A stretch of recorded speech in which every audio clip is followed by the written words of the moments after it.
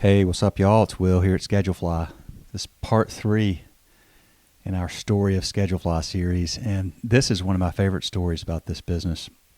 14 years we've been doing this, since April of 2007, and this is definitely up there. So early on, and again, this is before I even joined the crew. I came in the fall of 2008. So it's Wes and Tyler, and Tyler is trying to figure out how do we get customers?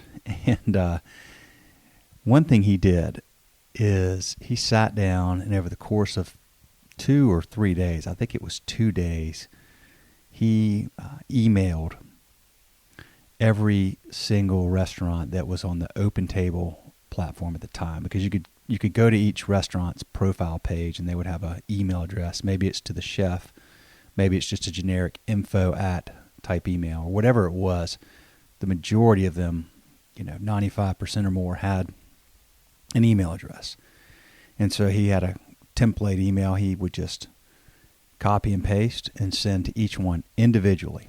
And he decided to just knock it out as quickly as he could. So he sat there day one for 10 hours, emailing one after another, after another, after another. And after the first day, Bell South was his email service provider. Bell South cuts him off. They assume he's a mass spammer, and he had to call him and explain what he was doing and convince him to cut his internet access back on. So he literally got cut off of internet access.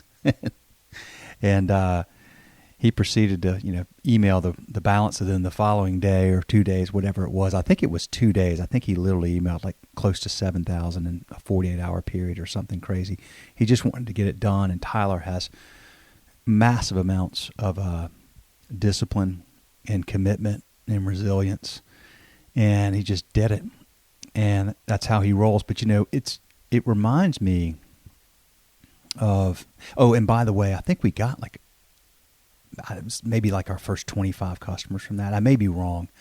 I may be getting some of the details of this stuff wrong, but we certainly, it was, we got going because of that. We got some people to start paying, and I mean, we had some prior to that, but that was really a worthy effort and a heroic effort. But it paid off because that's a couple of days of time, and then you got customers paying, and of course, any customer you can get early on is so important to any business. And it reminds me of one of my favorite pieces of content that I've ever come across, and has to do with business, particularly entrepreneurship.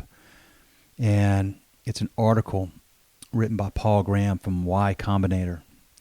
And Paul Graham wrote something years ago, probably over 10 years ago, called Do Things That Don't Scale.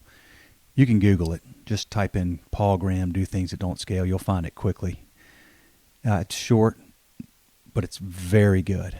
And he tells the stories of companies that his business, Y Combinator, has invested in, and companies that he has been a part of over the years, that early on, in the early days, before you have customers, before you have a provable product and market and so forth, you have to do things that don't scale. You have to do things that you can't replicate over and over and over, but that's where you start your momentum, and that's where you learn so much and figure out so many things and rule out things that don't work and refine things that do work. And there's a great story in there about the founders of Airbnb. I'll leave it at that and let you go find that article and read it. But doing things that don't scale is so important to any startup business, software business, restaurants. Think of a restaurant owner. You start a business and you're doing all kinds of things. You're working 80 or 100 hours a week. That doesn't scale for very long, right? You can't do that. That's not sustainable.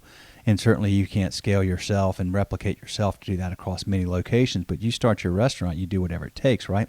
And that, to me, is really the sign of a true entrepreneur, is somebody who's willing to do those things and just do whatever it takes. Doesn't expect the universe to sort of hand success to them, but is willing to go out and go for it and grab that success and do the hard work that it takes to get there before you build some momentum. So a restaurant owner may be there all the time and shaking the hand, or, well, I guess we're not shaking hands anymore after COVID, but introducing him or herself to every patron that comes in those doors for a while and getting to know people and, doing whatever it takes to establish yourself, your product, your brand, your credibility, your commitment, your passion, your focus, your care for the customer, your attention to detail, all those things that it takes. So anyway, my hat has always been off to Tyler for doing that. It took a massive amount. Imagine sitting at a desk for 10 hours, and knowing him, he probably didn't even eat. He probably had like a couple of glasses of water and just cranked one after another, after another, after another, after another. 7,000 later, and convincing the internet provider to turn him back on. We've got customers from it, and then on to more from there. So anyway, I've always loved that story, and very thankful for Tyler for doing that.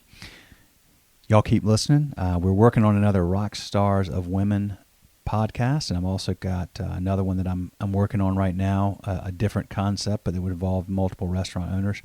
We'll see if it happens. Thanks for listening. Y'all have a good one. See ya.